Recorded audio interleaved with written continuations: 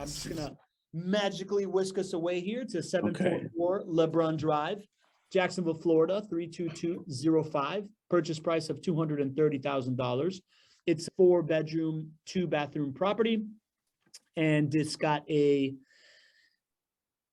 lease for $1,521. And then what we like to key in on here is this estimated conventional ROI of 11.21% when you finance it, and the cash purchase, it's 9.41%. Usually GC is here to tell you what he loves about this property, but I guess it's on me. And one of the things that we love about this property right now is that it's available right now. Right? Like, there is not a lot of inventory available in Jacksonville, as you may or may not know. And in this kind of uncertain times, we all need a place to put our money, right? Like that long-term piece, that long-term bucket of money is kind of tough to have in the bear market. That's the stock market right now. It's probably going to get worse.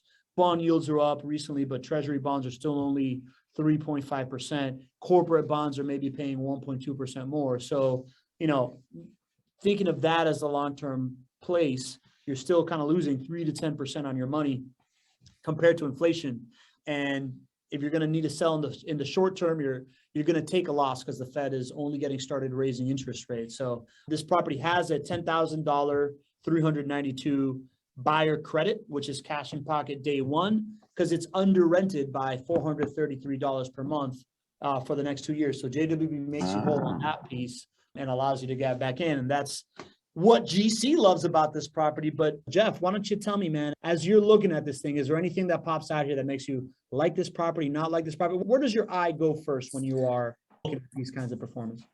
First of all, I say I love these spreadsheets. These just make it so easy to analyze these properties, and I love getting these things, and they're fun because you can manipulate them too. But the first thing I always do, and I'm sure everybody does, the purchase price, because I got my window of what I can afford with what's in my budget, and so that's in me to where my eye goes. Okay, is because I'll be honest, right now I'm a below 200K guy, right? That's the cash I have on hand that I can go spend on a down payment.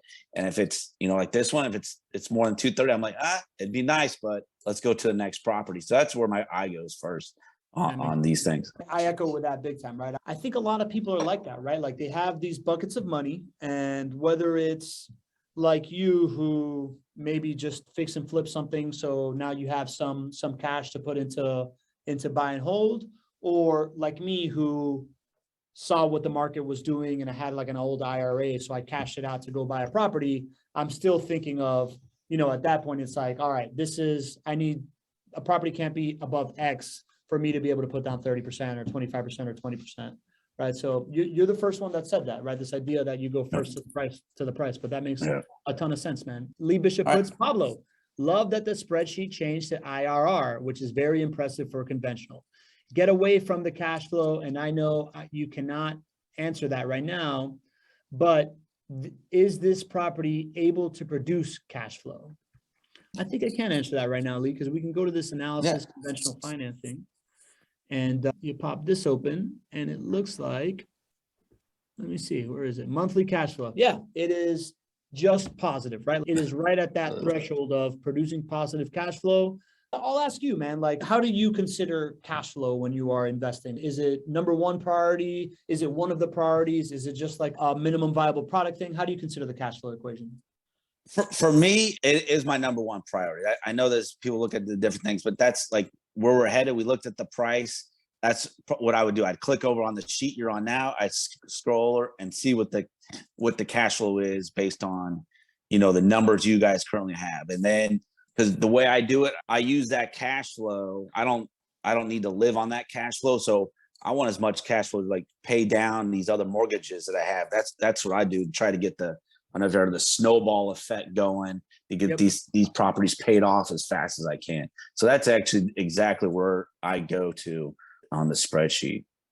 There you go. Okay, cool, man. And it sounds like, that's a nuanced thing. You're looking for cash flow, but you're not looking for cash flow to live off of as much as you're looking for cash flow to use to pay off other mortgages so that you can pay down your debt on another property. Is that what I heard correctly?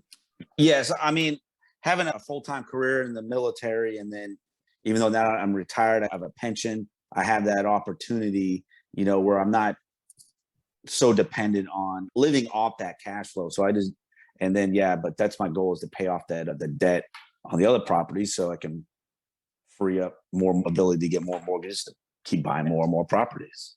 The C3X, right? That's what the Exactly. Yes. Marilyn Cotterman asks, what's the down payment percentage on the spreadsheet? Marilyn, we got it right here. It's 30% is the down payment for this one. And to add a little bit of, another take on the equation, normally when we talk about cash flow, since Jacksonville is a growth market, right? Like we explain cash flow as there's multiple markets across the US that have positive cash flow when you're investing in rental properties. And out of all of those, Jacksonville has the highest historical rate of home price appreciation. So when we think of investing in Jacksonville, we think of cash flow as kind of like the entry point to the dance, in the sense that as long as the property is paying for itself and it's not coming out of your own pocket, you're mitigating risk, right? Because you're never going to have to you're not going to have to come out of pocket all the time. It allows for a scalable investment in the sense that as long as it's neutral or better in cash flow, you can keep adding more as long as you have the down payment. And it's not gonna, if you have like negative cash flow every month and it's like $100, if you get 10 properties, now you're like negative 1,000 a month. It's totally different. And I like to talk about it kind of like quarterback arm strength, right? Like if you're going to draft a quarterback in the first round, you need him to make every throw, but at a certain point, they don't need to have the strongest arm in the league. What you want them to be is good decision makers and whatnot, right? So for us, it's generally people that come to Jacksonville, they're looking for that buy and hold long-term upside. Yeah. And the upside here is the appreciation rate. So for us, it's like, as long as it's got that, but we recognize that other people that have the priority in cash flow, you go to other markets and then you kind of feed that beast. And we recommend having a balanced portfolio, which you do. Yeah. And I'd make the argument, I mean, a case like this one, like cash flow, I mean, if you're getting into the passive income game, I think it makes a case that you need to be prepared to come in and be buying multiple properties to help out with that cash flow. That way, if you do have a problem property, you got the other several properties that are picking up the slack to help you out in those situations. Yeah. Yep. You're right, man. I know Greg talks about it a lot. It's like the ideal thing is to have like 3 properties so that when you have one, the 2 others are doing well, which is what I just got to, right? Like I'm closing in on my 3rd property. I wanted to sprint to get there. Well, cool, man. Is there anything else that sticks out to you in this thing, or are we good to go here on? I started just kind of playing around with some of the numbers to see if I can make it work, right? It's kind of hard with the interest rates because, I mean, what are they really? Because I think you guys put a 6.38. I mean, I've heard of someone recently just got into a place at like here locally, they got, not with you guys, but they're at like 6.5. And so you're like, where are we still at? And then, I play with the down payment percentage, like, well, maybe this one I can afford to go up a little bit to help out, because I like cash flow, that'll help out my cash flow in the long, or maybe, but I always tell you the truth, I like to put as little down payment as possible. So I know my lender on stuff will let me get in at like 20%. So I'll throw that number in there just to see where, I just start playing with the numbers just to see, kind of just see if as I'm overall analyzing. And maybe I'm part of a numbers geek as well. It's kind of fun to, play with them and see the numbers change and do that kind of thing with them. Yeah, I feel like numbers geeks are prevalent in this community, right? Because it's like you look at real estate, those numbers are always really appealing. So to your point, I put in 20%, right? This is a usable spreadsheet anybody can download at jwbinventory.com. I put in 20%. At 20%, the IRR now goes up to 12.14%. And the cash flow now starts to go negative at 117 a month. So, it is fun to play with. I know that Are you in at like 20% on all your properties? Yeah, every one that I'm in is at 20%. Yeah. That was, but I think I bought my last one in February. I closed on it, so the interest rates are still good back then. Yeah. Interest rates hadn't started shooting up like they had. And to your point, my first 2 were 20%, and then this last one I bought at 25%. And I bought down some points as well, right? Like you said, like put a little bit extra to to increase the cash flow, make it a little bit easier. Well, great, man.